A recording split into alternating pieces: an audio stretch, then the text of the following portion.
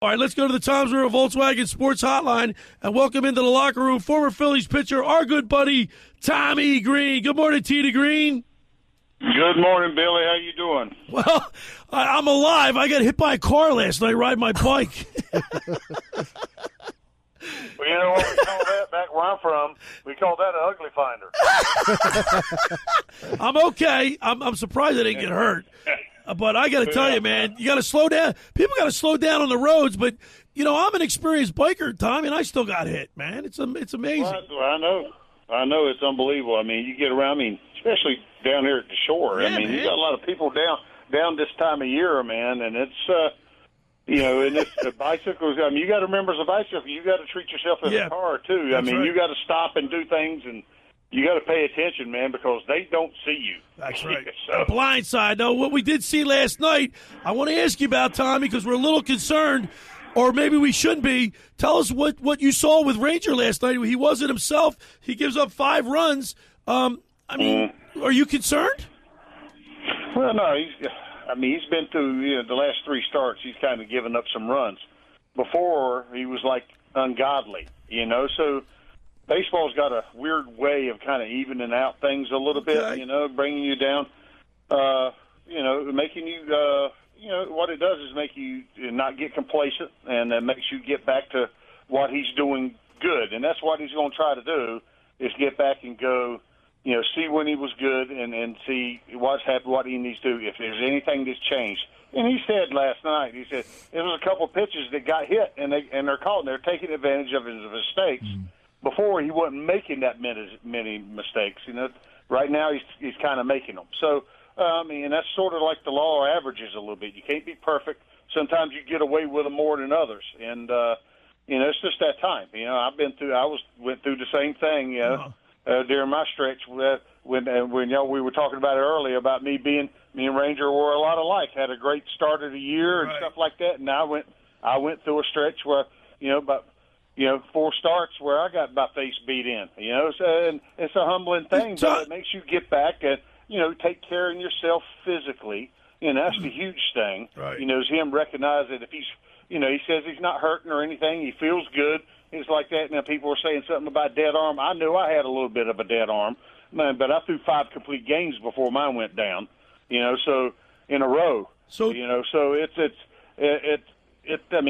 sort of, you got to figure out what makes you tick a little bit. It could be where you vary your routine in between a little bit to give you a little bit of a breather. Not do it quite as much. That type of thing. And sometimes those things help you tick back up. But it all comes down to command, Billy. Right. If you're not commanding what you do as good as you were before, you're going to pay the piper sometimes. You just hope it's not with 2 or 3 guys on like it was the other night.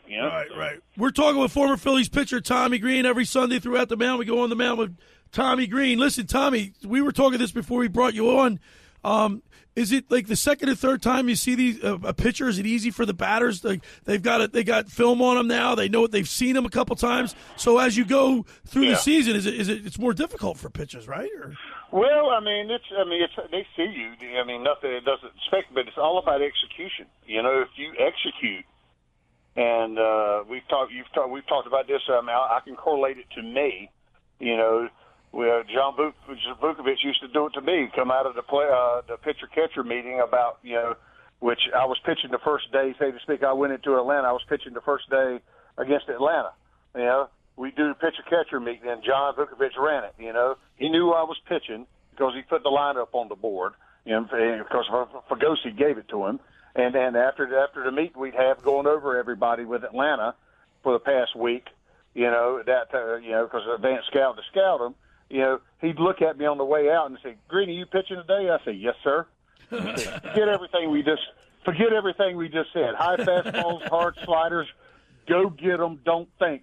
Do what you do well. If I do what I do well, they're going to have a tough time with me. So and that's the way you do. Don't overthink it too much. You just execute.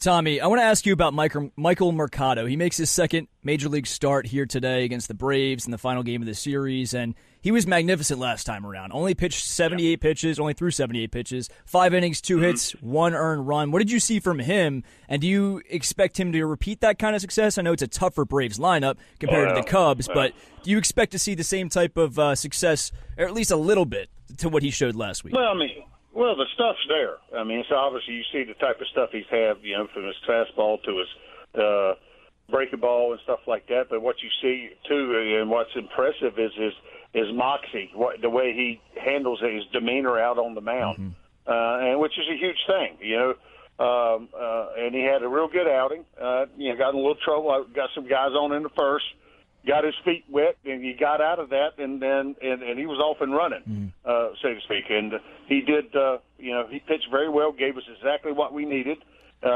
It's like Topper said, he don't change nothing. Ain't nothing different than AAA when he's pitching down there or not. His stuff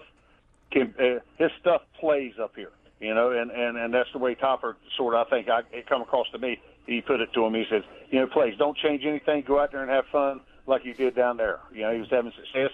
You can have success up here too. Yeah, good morning, Tommy. So the Phillies obviously already have had 3 All-Stars named in the infield starting, and hoping to hear some more tonight.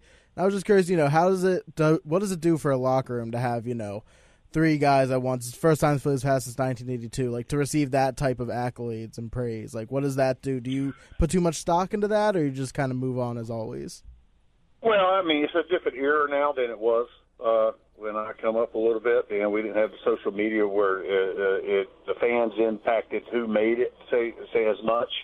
You know what I mean? It was, which is great. I mean, it's just a sign in the times. Just like I have issues, with the way the game's played now and up, but it's the sign. It's the sign of the times. I got pictures with the clock and and pickoffs and all that kind of stuff. But you have to adjust. But now it's based on popularity a lot. A lot of guys are getting in and voted in to do it. Popularity, which is a great thing. Fans come out and vote. I was more of a guy on merit. There's guys, do they have the numbers to do it? If they got the numbers to do it, I'm all for it. And that's just me. But it does help, it shows you what type of club we have, and they pull for each other to do that, Well, we know we got a good club. I mean, the Phillies has got a good club. They know it inside that clubhouse, and they pull for each other. And so that doesn't do anything but help. You got guys wishing everybody good luck because you can't have you'd love to have a 26-man roster full of all-stars. That's just not going to happen. For them to have as many as they have is a huge thing. It shows you what type of season they're having this year, which is and popularity-wise, with the fans, which is huge. It says a lot about the Philadelphia fans too. Tommy, we were talking a little bit before you hopped on just about really Ranger and Christopher Sanchez. Even, his last outing got roughed up a little bit. His ERA skyrocketed to what it was. And then Jose Alvarado, Matt Strahm, Jeff Hoffman, they've been a little bit off as of late. I really want to just ask you, with the trade deadline coming up in late July, what do you think the biggest need for this team is? I mean, obviously you could get another bullpen arm just to have some insurance. Personally, I think it's a big outfield bat, not like anything like Luis Robert, but maybe a Brent Rooker from Oakland. How do you feel, and what do you think is the biggest hole in this team, if there is any hole? Well, I think they're proven. Just look at what they're doing now. Since Bryce and Schwarber went out, they're finding ways to do things, and they're winning the week. Look at the past 7 days. Watch their record. They're 4-2. They're fine. We're finding ways to keep winning. We actually stretched the league. We win today. We're back up to 10 games. There's things that happen during the course of the year, and people kind of start pushing their hands over the panic button and wanting to see things and do things. I think if something materializes with something itself, and it's something that will help the ball club. And Dabrowski's already said that, back in spring training and stuff. If it's something feasible and stuff that they see that it's worthwhile, worth doing it, they'll probably do something, possibly with a bat. But you can never have enough pitching. Yeah. If they can grab a hold, of an arm for the bullpen, that's a huge thing. That helps. They got great arms down there, but also there's never enough. So because people start going people tend to trend in different directions at different times. It's good to have that other guy that might be trending hot, just like right now in the rotation, Sanchez, and Suarez have kind of trended a little bit down. Long as what you really want, you want three guys kicking. Nola pitched well the other day. Just a home run bugaboo got him. But one was a 2-run, one was a solo. If he can keep it to solo, that's great. But the other Wheeler and Mercado pitched well. So you got 3 out of the 5 guys that pitched well, and gives you a chance to do some win some ball games, and that's what's got to happen. They can't afford all of them to go bad at one time. So that's what the key to pitching is, and the staff is. They're picking each other up down in the bullpen. I think the big key is going to be if he can ever get it on straight. And he had a good outing. It looked like yesterday.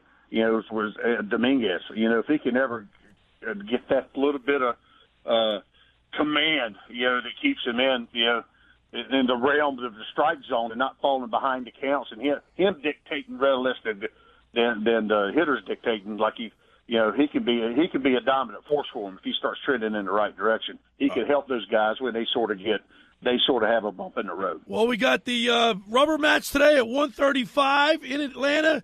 It's Reynaldo Lopez against Michael Mercado, and Tommy Greene. As always, we appreciate you and look forward to talking to you next Sunday morning on the mound with Tommy Greene. Thanks, Tommy.